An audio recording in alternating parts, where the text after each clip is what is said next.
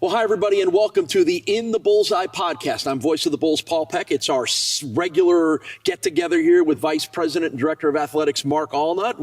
We're in October now. We're deep into the fall. We're deep into the time of the year when everything is going on, so it's a great opportunity to catch up with you. How are you holding up? I don't know how I'm holding up on this crazy football season. How are you holding up on 5 straight games decided in the last Well, you know minute? what? You hold up better when you come up on the winning side of things. But how about that, Paul? When you talk about 5 straight weeks of just last possession type games, essentially coin flip games, but, for us to come up on top, 3 out of 5 of them, and those 3 being, MAC games where now we're undefeated in the MAC, up in the top of the standings, that's great. But again, you like to kind of watch a game. I would very fourth much quarter. I would very and much have like to relax in a fourth quarter. Stress-free last 2 minutes. Yeah.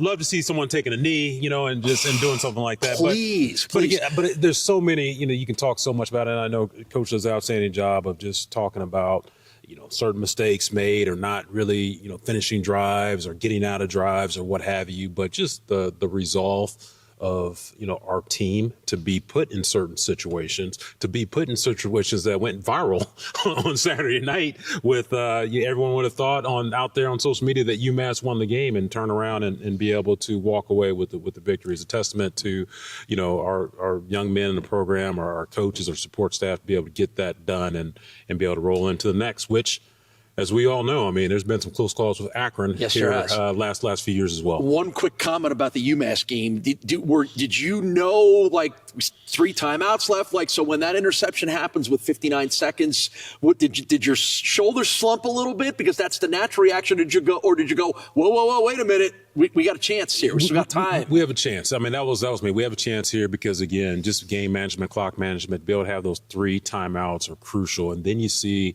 the first play. And then you see the second play, and then you're thinking, okay, hey, we're going to burn a timeout here, but go off a pass, hold your breath a little bit, hopefully don't get the first down, incomplete. So then you have, the 1 timeout left, the time left, and then you just go in the next sequence, knowing that you have an opportunity to at least drive the ball for a field goal. But we did better at that, and Taquan found Vic for a touchdown. Yeah, it was incredibly dramatic as part of this incredibly dramatic season. A lot of people, for those of us that have been around, it reminds us of 2008, had a lot of games like this as well. Not 5 in a row, but a lot of games like that, and that may be a good barometer because that was a MAC championship football season. You're exactly right. And just even recently, you look at the last championship that Northern Illinois won, and again, I know Northern Illinois is going to the Mountain West next year, but it was whether it was 21 or 22, I can't remember the year, but very similar, where they were winning these games at the end of the game. And again, you build character, you build, some of your learning lessons when you do something like that. So hopefully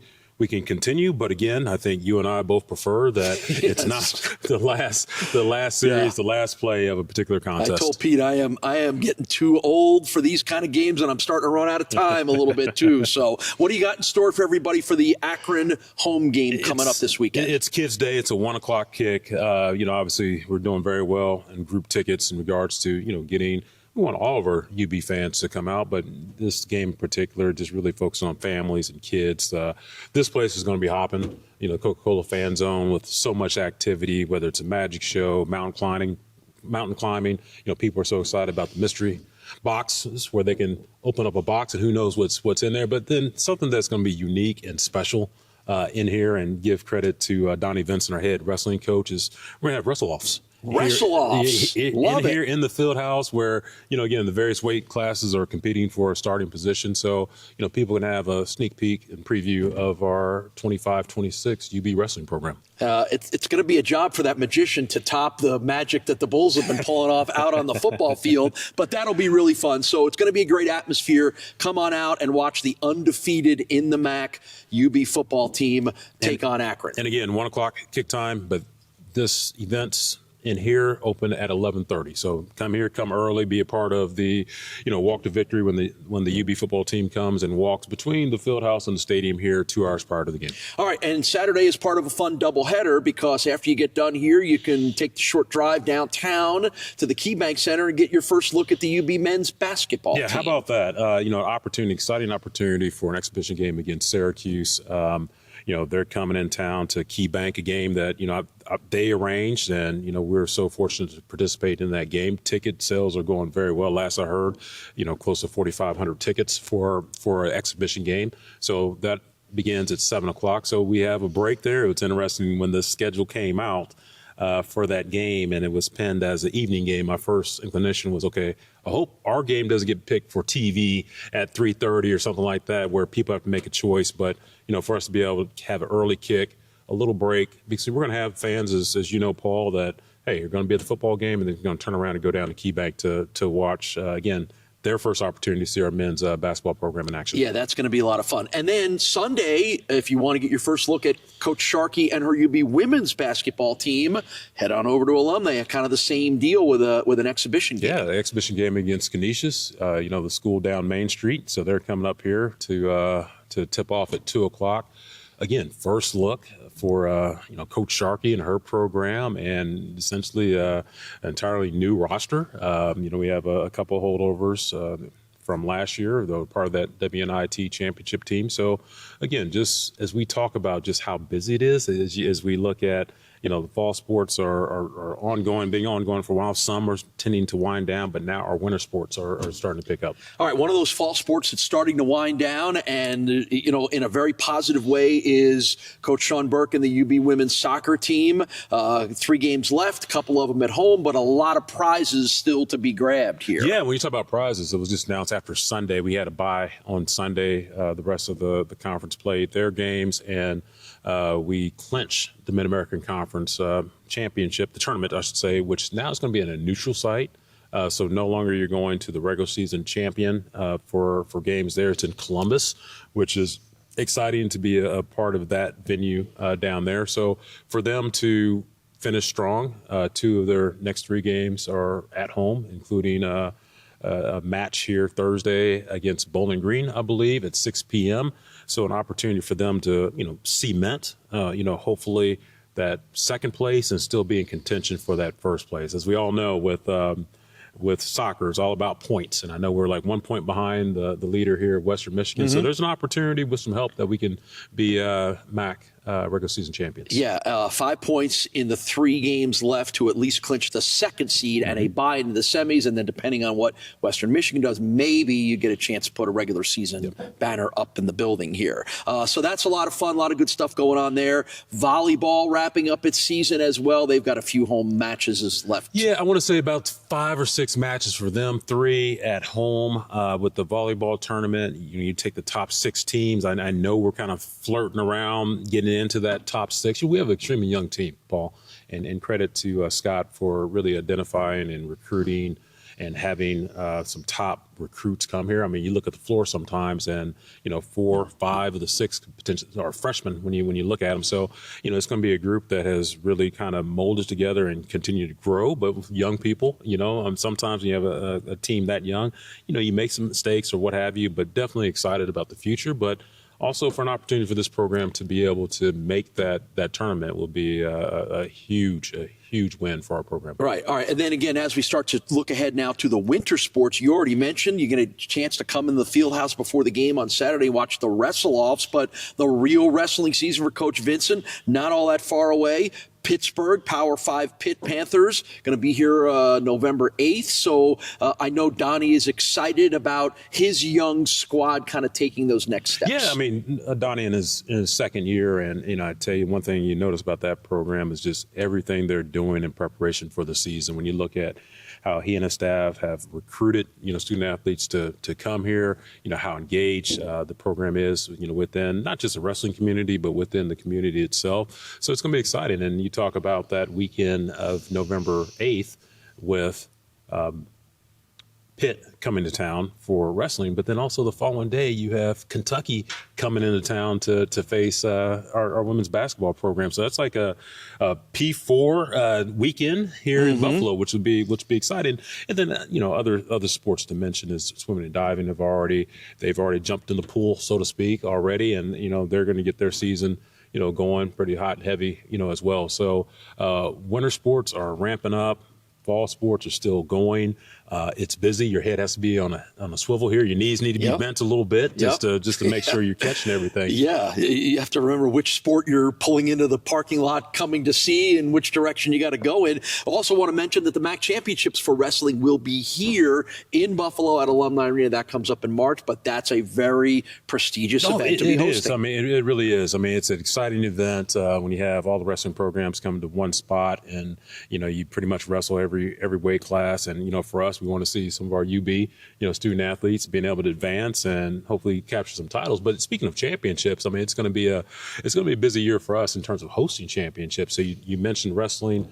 That's later on here in the wintertime with what our men's tennis program did last spring by winning the MAC regular season championship. We're hosting tennis. And then our first one, which we failed to mention earlier as part of our fall sports, is cross country. So next Saturday at Audubon Golf Course. So sorry, you can't have your sticks out next Saturday playing golf there, Paul. They're gonna I spend as much time in the woods as they will. Exactly right. But yeah, we are hosting the Mid-American Conference cross country championships with a unique twist. What's that? Well, you know what? There's a certain person who's always behind the scenes. You remember the movie Wizard of Oz? We all sure. with the wizard behind the curtain. So we have our own wizard, pulling the levers and everything, and pushing the buttons.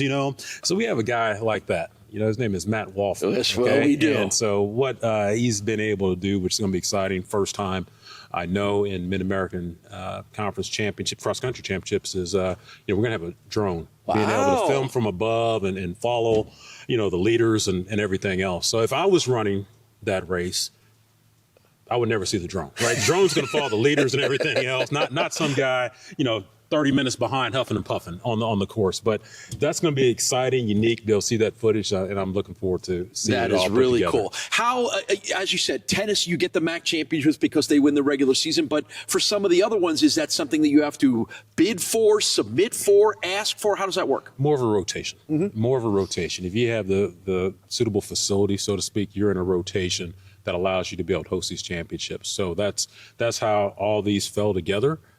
This one particular year was the rotation for both wrestling and cross country, came the same year. And then obviously with our success in men's tennis, we were able to do that. And then you also have, like I mentioned with soccer. Soccer used to be the same way. The regular season champion used to host the championships, but now found a neutral site, which we're really excited about. It's the Columbus Crew Soccer Stadium, right? Exactly right. Yeah. So we're really excited to be down there, somewhat in our footprint in Mid-American Conference in Ohio. So that's exciting.